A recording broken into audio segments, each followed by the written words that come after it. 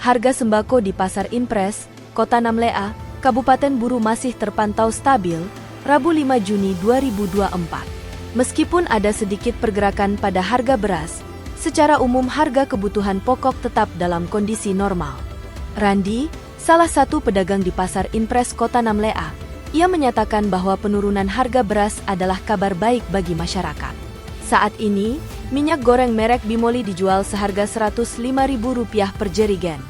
Minyak Valanesia dan minyak kita masing-masing dijual seharga Rp95.000 dan Rp80.000 per jerigen. Gula pasir masih berada pada harga Rp19.000 per kilogram. Sedangkan mentega potong seharga Rp25.000 per kilogram dan gula merah dijual dengan harga Rp10.000 per balak.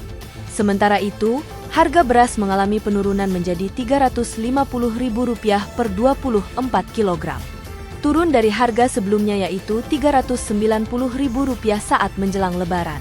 Berikut daftar harga sembako di Pasar Impres Kota Namlea.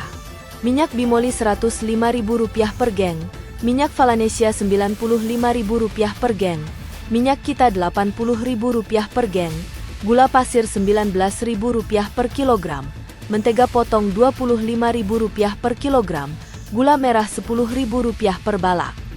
Beras Rp350.000 per 24 kilogram sebelumnya Rp390.000.